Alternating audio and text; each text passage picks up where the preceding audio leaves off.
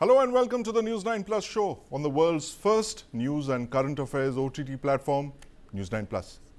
India has a drone problem. Its military drones, to be more specific, have Chinese components in them. Now, India's Defense Ministry has just cancelled a large drone deal with a private Indian company. This 230 crore deal was meant to supply the army with 400 drones. These drones were meant to be used along the line of actual control with China. Why was the drone deal scrapped?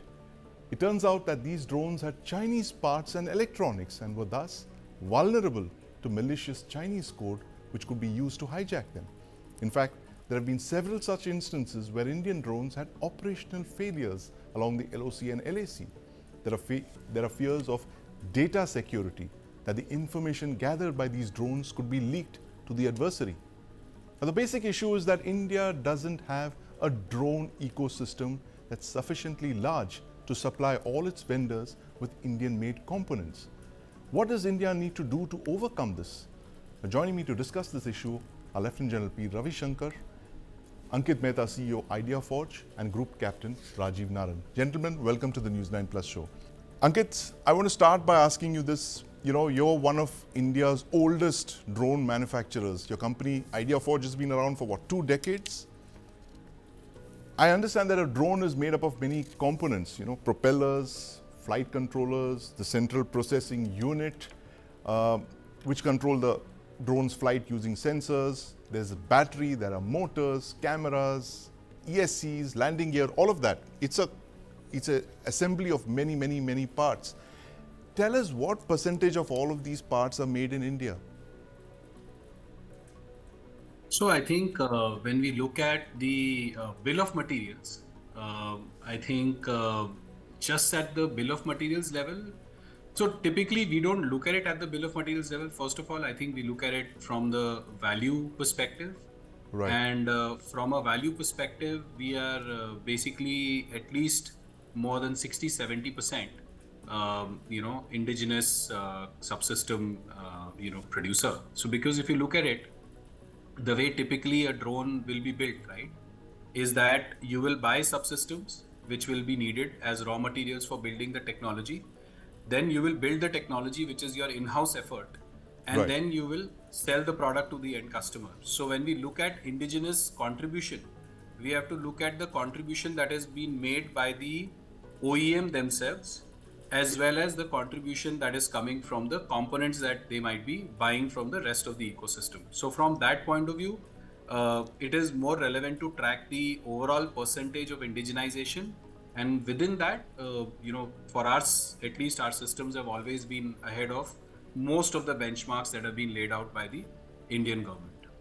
Right. But, there is a problem with cheap Chinese components finding their way into Indian military drones. I mean, how did that happen? Is it because of this L1 fixation, the fact that we want the cheapest, drone company, we want to give the order to the cheapest company, and he therefore buys the cheapest components available in the global market? Is that the real problem? So I think, L1 is not really in that one sense, the problem here, right? Because L1 is irrespective of whether the subsystems are being bought from India or anywhere. I think, so let us look at what we do as an OEM, right? We focus on this problem in terms of subsystems in 2-3 layers, right? One layer is the layer of critical subsystems that have the vulnerabilities, that have the potential to have the vulnerabilities that you mentioned at the beginning, right? Right. The second layer is the component of what do we need to do to ensure that we have strategic autonomy in our country. And the third layer is meeting the indigenous content requirements so that we ensure that all the dollars are, prevented from going out if we can avoid that, right? So I think if we look at these 3 vectors in a very graded manner, then all of the requirements and what needs to be done will emerge. The first thing we need to do is we need to ensure that none of the critical subsystems are coming from any geography of concern, right? Right. Which, for example, as an OEM for us is already true. And for many years, because we've been building this technology from grounds up for the last 20 years. So for us, none of the critical subsystems have anything emanating from geographies of concern that is part of the chain that is relevant for the kind of misuse it can lead to, right? So that is true for us for many, many years. When it comes to strategic autonomy, there may be some more subsystems which are required for strategic autonomy. If somebody were to prevent us from getting subsystems from somewhere, Right. then we probably can get into a fix and our supply chains can become vulnerable. We Right. should have many options, and those options should not be built off technology that can be prevented to be shared from us as a nation. Right. So that vector, we have again done tremendous amount of progress at IdeaForge at least to make sure that our motors going forward, our ESCs and many other vectors are indigenous, right? Or are being built in India. Now, we have to also understand that when something is going to be built in India, at what level is it going to be built, right? Beyond a point, are we saying that we can build everything in India at any point in time? No country has the capability globally now Yes. to build everything that is sourced locally from the mines of that country. Right. So, Right? but you use Mines that of that country expression is fine. of Mines of that country Yes. is not going to happen. Right? Absolutely. So that geographies So of concern is what we are trying to address, Ankit. And I'm going to ask General Ravi Shankar this question about this geographies of concern. General Ravi Shankar, China is one of the world's largest manufacturers of drone components. They're literally, years ahead of every other country in the world. How can we, insulate the system to ensure that no Chinese components infiltrate into our drone projects of the kind that Ankit was mentioning, that you ensure that the critical systems don't have Chinese components. How can we ensure that this doesn't happen? Yeah, it's a very simple thing. All you have to do is lay down a policy that nothing from China can be into your critical system. As simple as that. We could do it in major systems where we said Right. no component from China can come in. And that's it. All this talk of 60%, 40% indigenous and all this, I don't take it. Because I do know that in certain systems, the government has insisted that no Chinese parts and no Chinese parts for you. But isn't that system already in play, General Shankar, the fact that you cannot import Chinese components, especially on your military drones? Yeah. Look, I'm not talking of drones, I'm not talking of a wider family of equipment. Right. And our systems, major systems which we built, the government has many times laid down these restrictions, nothing from China can be brought. And nothing from China has been brought. And we built systems with that. So in this case, the government probably didn't lay down a stipulation like that. If they had laid down a stipulation like that, there wouldn't have been any Chinese parts and all this thing wouldn't have happened also. Right. We wouldn't be in this problem. So it's a matter of the government laying down. Now it's not enough to just lay down a policy and say you do what you want. Right. You have to enable that alternate system to flourish and develop here, which I think the government has not done it. I mean, I think I'm very clear that they have not done it. You have to have what is it involved? You need to have your own semiconductors. Right. You need to have your own processors. You need to have your own software. Now the next question is it feasible for us to do it? Yes, it is feasible. Right? Have we done it? No. Will we do it now? After this, I'm sure we'll do it because this will be a great lesson. This, DeepSeek, all this, if you see, these are wake-up calls. These are huge wake-up calls. This will give us that message. Look, right. If you don't do it, you'll lose the next war with China. As simple as that. Yes, absolutely. And you have to start doing it. There are no runner-up. There is no runner-up in conflict. Yes. No, I want to put across something else. Yes. Is the government aware of this? Government is aware of this. Is the government at least started to do something of it? Happily, yes. Today there is a move.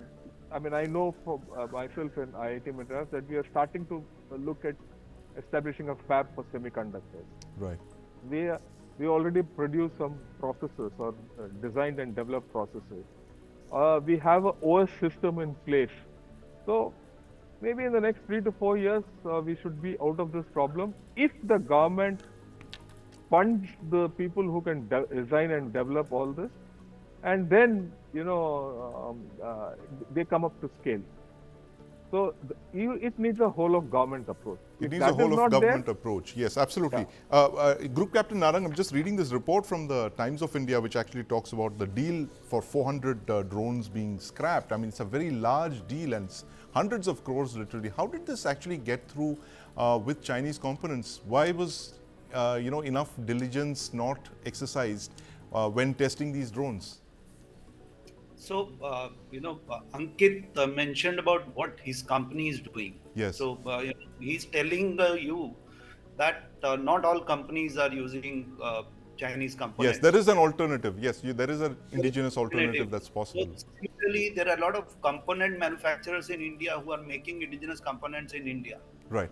But and the problem in such procurement is there is no policy which is being implemented in the sense where we demand certain indigenous drones and drone component to the component level. Right. So since it's not stipulated in the your contract, Right. those aspects do not get checked. The second part is Indian Army has started now having realized that this challenge, they have started developing a drone framework.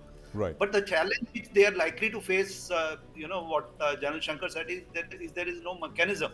Right. How do you, who will identify indigenous content? Who will validate indigenous content? Who will certify indigenous content? Because you have to have a technical entity which is designated and which does this role. And the second part comes is the procurement. If Right. there are indigenous manufacturers, even if you go to a government e-marketplace, is there a mechanism of picking up drones which are different from the assembled drones? There's no differentiation being done for the Right. indigenous drones. So I think the people who are developing indigenous Yes. technology, they have to be given preference in the procurement. Right. And the next part comes is incentivization. India started with a policy on production linked incentive, Yes. but the policy did not differentiate what components were used. So I think no, we need to incentivize indigenous design. So I Yes. think some I'm going to go of to this, Ankit very quickly before I wrap, Group Captain Narang. Ankit, tell us from a manufacturer's perspective what the government really needs to incentivize indigenization. Like you mentioned, you've been going that extra mile to ensure that your components are indigenous or from geographies that are not in dispute with us. What does the government really need to do now? This is a wake-up call, as General Shankar said, for us, and it was, a long in the making. This wake-up call about Chinese components in the drones. What does the government really need to do now to ensure that we don't have this a repeat of this kind of an instance? I think there are two very simple initiatives. One is continuing on the initiative that we have done already, which is the PLI scheme, come up with a much larger scheme. And the scheme is very well drafted in the drones business because it allows and wants everyone who's building drones to build their own intellectual property and sort of gives them at least 8% of their spends back Right. to do more development effort, right? So that is one where each company is incentivized to do more. Second is that there is a need for an upfront R&D fund where the government invests upfront in innovative intellectual property creation, and based on various milestones of that investigation, the government can release the funds, but we need to have commitment of large amounts of money to make sure that indigenization is evidenced and is created upfront, because most of the schemes give incentive after something has been developed, but this is an industry, in a critical industry, upfront capital availability is not very simple, and therefore to incentivize it upfront and make sure that milestone based gradation can be done to final delivery so that the cost is mitigated if at all there is a failure expected, but at the same time we have committed people who are willing to create technology, get the resources where the technology can eventually get into the hands of manufacturers and producers like us and other people. Absolutely. Thank you. Thank you very much, Ankit Mehta. We were just talking about how the government really needs to step in now and incentivize indigenization and, of course, create an indigenous drone ecosystem that will ensure that the military gets drones with Indian-made components, and of course they're designed and developed in India as well. Thank you very much, Ankit, for joining us, Group Captain Narang and General Ravi Shankar.